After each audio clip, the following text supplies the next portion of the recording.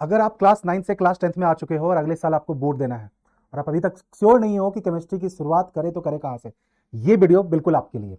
इस वीडियो में आगे चल के मैं आपको बता देता हूं बच्चे कि केमिस्ट्री को पढ़ने का सही तरीका क्या है। और अगर आपने सेशंस की शुरुआत में ही, अगर स्टार्टिंग डेज में ये वीडियो आपके हाथ लग गई है तो भैया आपकी तो बल्ले बल्ले है। क्योंकि देखो, केमिस्ट्री को ना करने का सबसे बेस्ट तरीका क्या है? रटना है क्या? नहीं, सिर्फ रटने से काम नहीं चलेगा। तो आज तक अगर रटते हुए केमिस्ट्री करके आए हो ना, तो आज से वो तरीका चेंज कर देना। क्योंकि देखो, सिर्फ केमिस्ट्री नहीं बेटा, कोई भी सब्जेक्ट पढ़ने के लिए सबसे इंपॉर्टेंट है पहले उस सब्जेक्ट को समझना कि उस सब्जेक्ट के अंदर क्या क्या नई चीजें हैं जो आप पढ़ने वाले हो। कुछ चीजें वो है जो ऑलरेडी आप लोगों ने क्लास 9th में करी है। क्या है वो चीजें? अगर सिलेबस अभी तक आपने कंपैरिजन कर लिया हो तो मुझे जरा बता देना कमेंट सेक्शंस में। नहीं किया हो तो ये रहा सिलेबस का कंपैरिजन। इस वीडियो पे क्लिक करके चेक कर लो क्लास 9 और क्लास 10 की सिलेबस का कंपैरिजन। ठीक है, अब देखो मैं आपको बताता हूं कुछ चैप्टर से रिलेटेड चीजें यहां पे जो कि क्लास 10 के अंदर आपके आएंगे और उनको पढ़ने का तरीका क्या होगा। अगर आपने इस तरीके से पढ़ना शुरू कर दिया तो मैं आपको सही बता रहा हूं, कहीं भी पूरे जर्नी में आप कहीं नहीं फंसोगे। ठीक है, बाकी अगर आप फंसते हो तो उसका इलाज ही मेरे पास है, वो मैं आपको वीडियो के लास्ट में बताऊंगा, तो लास्ट तक रुकना। अब बात वही आती है कि केमिस्ट्री को पढ़ना है तो केमिस्ट्री को किसी भी सब्जेक्ट को सिर्फ रटना नहीं है बेटा, है ना, या नहीं कि सिर्फ उसके नोट्स बना लिए और काम चल गया, है ना। Concept is always greater than the rotten learning. रट्टाफिकेशन से कब तक काम चला लोगे? ठीक है, जैसे कि अभी तक आप लोगों ने सुन लिया होगा केमिस्ट्री में कलर ऑफ कंपाउंड्स, है ना। अभी तक डरा चुके होंगे आपके सीनियर्स कि भैया बहुत सारे कंपाउंड के कलर याद रखने होते हैं, बट उसको भी याद रखने की ट्रिक्स है जिनको हम यूज करेंगे। अब एक एक करके देखो, जैसे मैं आपको थोड़ी सी मुलाकात कराता हूं क्लास 10 के कुछ चैप्टर से। जैसे कि ऑर्गेनिक केमिस्ट्री सुन लिया होगा नाम अब तक ने, है ना। अब पता है इस चैप्टर के अंदर क्या है? Organic chemistry is all about, organic क्या? नेचुरल। ठीक है, तो नेचर से बनने वाली केमिस्ट्री ऑर्गेनिक केमिस्ट्री है। मोस्टली आपको कार्बन और उससे बनने वाले कंपाउंड के बारे में। अब इसमें कुछ चीजें बिल्कुल फिक्स्ड है, जैसे कि नॉमेनक्लेचर हम लोग सीखेंगे, लाइक उनका नाम रखना। फॉर एग्जांपल जैसे कि ये CH4, इसका नाम मिथेन कैसे पड़ा, रटने की जरूरत नहीं है, इसके पीछे का लॉजिक हम सीखेंगे। ठीक है, ये वाली बात हो गई। फिर इस चैप्टर में एक रिएक्शन से बेटा जो बहुत ज्यादा पूछी जाती है, जैसे कि ईस्टरिफिकेशन रिएक्शन है, ईस्टर बनाना। अब रिएक्शंस को भी याद करने के बहुत यूनिक तरीके हैं जो मैं आपको बताऊंगा। अभी मैं एक एग्जांपल से आपको दिखाने वाला हूं। सब्स्टिट्यूशन रिएक्शंस, ठीक है, addition reaction, this kind of reactions. ठीक है, फिर आपका बात आती है कि सर इसको ना करेंगे कैसे? इसको करेंगे बेटा हम विजुअलाइज करके, बहुत आसान हो जाएगा। जैसे कि ये रिएक्शन पता है आपको क्या है? ये वही ईस्टरिफिकेशन रिएक्शंस है। नहीं समझ में आया? आप नोटिस करो यहां पे एक ट्राइंगल शेप में क्या है?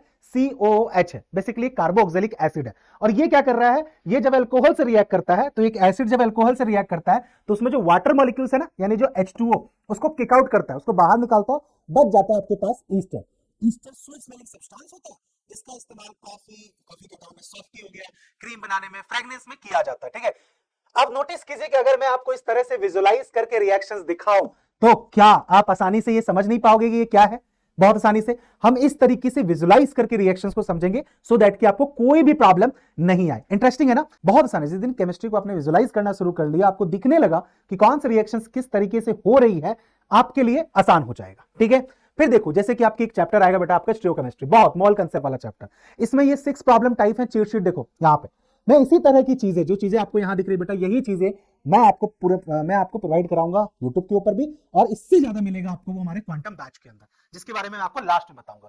जैसे कि mnemonics like GPV, GVP, CMU, इस तरह के निमोनिक्स। क्या है ये निमोनिक्स? ये कोड है बेटा। G stand for Gay Lussac's law, VP vapour density है, P for percentage composition, C for chemical reactions, फिर E for empirical formula, U for आपका अननोन वेरिएबल्स। इस तरह के, अब पता है आपको, अगर आपने ये 6 चीजें कर ली ना अच्छे तरीके से तो ये चैप्टर खत्म है। अब आपको ये 6 चीजें क्या होती हैं इसके बारे में डिटेल से तो हम पढ़ेंगे, लेकिन जैसे मैं कुछ आपको एक छोटा सा एग्जांपल दूं। फॉर एग्जांपल वेपर डेंसिटी की बात कर लें, ठीक है, जिसको हम VD कहते हैं, वेपर डेंसिटी। वेपर डेंसिटी क्या होती है बेटा? Molar mass by 2।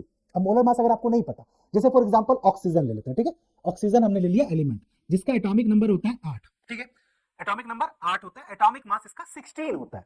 Atomic mass भी समझ में नहीं आया, कोई बात नहीं। जैसे कि कोई भी एलिमेंट होता है, उसके एटम में न्यूक्लियस होता है ना, एकदम कोर में, उस न्यूक्लियस में क्या होता है? प्रोटॉन और न्यूट्रॉन होता है।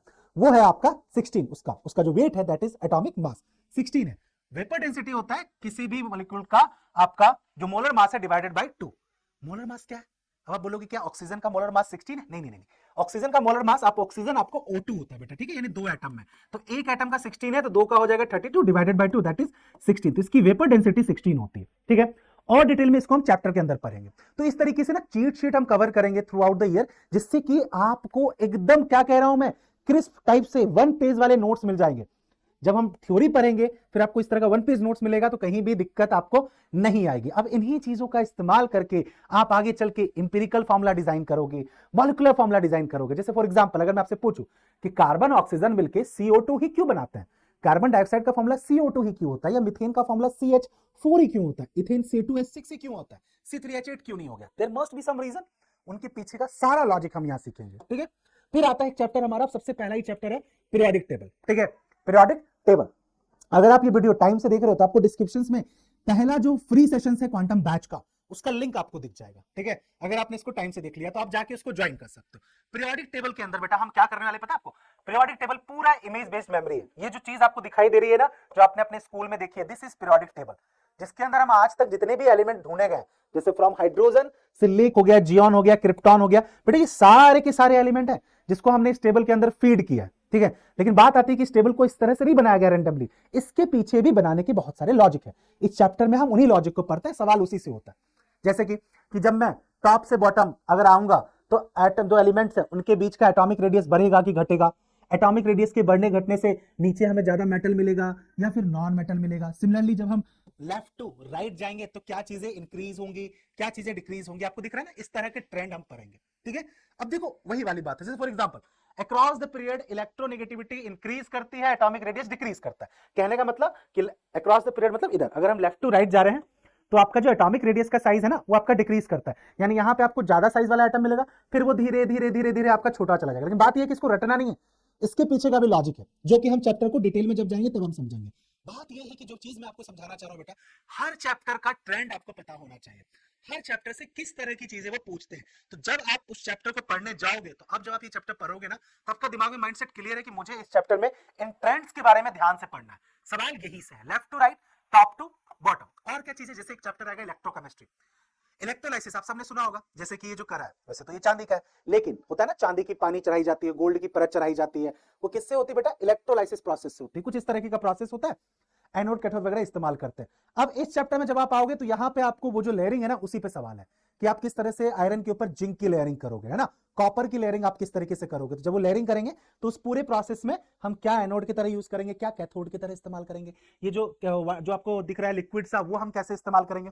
सवाल ऐसे ही आता है, कौन सा इलेक्ट्रोलाइट यूज होगा, कौन सा इलेक्ट्रोड यूज होगा, फिर कैथोड पे कौन सी रिएक्शंस होगी, एनोड पे कौन सी रिएक्शंस होगी, और अगर कोई स्पेशल केस है तो वो आप नोटिस कर रहे हो। मैं कुछ इस तरीके का डिटेल में समझाने के बाद फिर आपको इस तरीके के क्विक नोट्स मिल जाएंगे हर तरह का। ये एक टाइप का है, ये कॉपर की लेयरिंग है, समझ आ गई बात कि कॉपर की लेयरिंग में आप इलेक्ट्रोलाइट यानी कि जो लिक्विड है ना, ये लिक्विड, ये आप CuSO4 यूज करते हो। बस आपको यही चीजें ध्यान रखनी बेटा, ठीक है। इन छोटी छोटी चीजों को ध्यान रख के आप पूरी की पूरी 10th क्लास की केमिस्ट्री फोड़ सकते हो। फिर यहां पे आपको मेटलर्जी वाले चैप्टर में क्या, मेटलर्जी में तो सिंपल आपका मेटल को एक्सट्रैक्ट करने का तरीका, हर तरीके के मेटल, कुछ मेटल डायरेक्टली नेचर में मिलते हैं जैसे कि गोल्ड है, जैसे कि सिल्वर है, लेकिन कुछ मेटल्स होते हैं जो कि हमें फ्री फॉर्म में नहीं मिलते, तो उनको हम किस तरीके से एक्सट्रैक्ट करते हैं, उनका प्रिपरेशन कैसे होगा, उनके ओर्स को किस तरीके से हम प्यूरिफाइड करेंगे, रिफाइन करेंगे, इसके ऊपर पूरा का पूरा चैप्टर है, ठीक है। तो वहां पे आपको बताऊंगा मैं कार्बोनेट ओर्स को प्यूरिफाई करने का तरीका, कैल्सिनेशन, रोस्टिंग, इस तरह के प्रोसेस, ठीक है, वो चीजें आपको बताई जाएगी। अब आपको देखो ये वाली बात जो यहाँ पे जैसे सवाल कि क्वेश्चन किस तरीके के, क्वेश्चन इस तरीके के होंगे कि मान लो कि मैं कोई प्यूरिफिकेशन कर रहा हूं, उसमें मैं एक क्रायोलाइट यूज कर रहा हूं जो कि बहुत फेमस है, Al2O3। पूछेंगे क्यों यूज करते हैं हम Al2O3 क्रायोलाइट, क्रायोलाइट का इस्तेमाल क्यों किया जाता है, तो किस लिए किया जाता है, ताकि हम मेल्टिंग पॉइंट को क्या कर सके, थोड़ा सा ले कर सके, इस तरह के की कंसेप्ट का इस्तेमाल, ठीक है। अगर मैं फाइनल टिप्स की बात करूं बेटा, जो चीजें आपको ध्यान रखनी, सबसे पहली बात कि अच्छे से तो आपको पढ़ना। अब एक बात है कि कोई भी चैप्टर आप एक बार पढ़ोगे तो एक बार में तो समझ में आने वाला है नहीं, मैं ऐसा नहीं कह रहा हूं कि एक बार में पढ़ा सब कुछ समझ में आ गया, इसीलिए एक्टिवली रिकॉल करना बहुत जरूरी है, ठीक है, कि बार बार उसको हम रिकॉल करें। रिकॉल करने के लिए सबसे बेस्ट तरीका क्या है, स्टिकी नोट्स। मैं बार बार बच्चों को बता चुका हूं जो पुराने बच्चे हैं कि आप जब भी कोई चैप्टर पढ़ रहे हो तो आप इस तरह की स्टिकी नोट्स बना के उसको फ्रिज के ऊपर या आपका जो स्टडी टेबल है वहां चिपका दो, जैसे कि कोई रिएक्शन है, जैसे कि कोई की पॉइंटर है किसी प्रोसेस को लेकर जो आप बार बार बोल रहे हो। स्टिकी नोट्स में भी सब कुछ नहीं चिपकाना होता, जो चीजें आप बार बार भूलते हो, जैसे मान लो आपने किसी चैप्टर के 5 टॉपिक पढ़े तो 2-3 टॉपिक की बातें होंगी जो दिमाग से निकलती हैं, उनको आपने स्टिकी नोट्स में चिपका दिया, सो आते जाते वो आपको दिखाई दे रहा है। फिर नोट्स की अगर मैं बात करूं तो आपको बैचेस के अंदर मेरे बनाए हुए नोट्स तो मिलेंगे मिलेंगे, लेकिन साथ साथ अपने हाथ से बनाए हुए नोट्स भी होने चाहिए। क्योंकि देखो होता क्या है, जब हम खुद से नोट्स बनाते हैं ना तो हम बहुत तरह के शॉर्टकट लैंग्वेज में चीजें लिखते हैं, जिससे कि हमें समझ में आ जाता है कि वहां पे क्या लिखा हुआ। जैसे फॉर एग्जांपल मैं इंक्रीज डिक्रीज नहीं लिखता हूं, तो मैं ना इस तरीके से लिख देता हूं अपने नोट्स में, मुझे पता है कि मैं यहाँ पे क्या लिख रहा हूं, एब्रीविएशंस में लिख रहा हूं, क्योंकि नोट्स का मतलब पता है क्या होता है, जितना कंसाइज हो जितना छोटा होगा। नोट्स का मतलब ऐसे लंबा चौड़ा नहीं लिखना कि बहुत सारी रामायण लिख रहे हैं, नहीं नहीं, बहुत क्रिस्प होना चाहिए। तो इसलिए हम शॉर्ट हैंड जो है ना, बचपन शॉर्ट हैंड टेक्निक कि भैया मुझे समझ में आ रहा है कि वहां पे मैं क्या लिख रहा हूं, ठीक है। जैसे मैं कंपाउंड नहीं लिख रहा हूं, मैं सिर्फ इस तरीके के डॉट लिख दे रहा हूं, तो इसका समझ में आ रहा है मुझे वो कंपाउंड लिखा हुआ, ठीक है। अपने हाथ से बनाए हुए नोट्स जरूर यूज करें, एक तो जितनी बार बार लिखोगे दिमाग में उतना बैठेगा। फिर आपको चीट शीट जो मैंने बताया आपको, जो इस तरीके की चीट शीट है वो आपको प्रोवाइड करा दूंगा।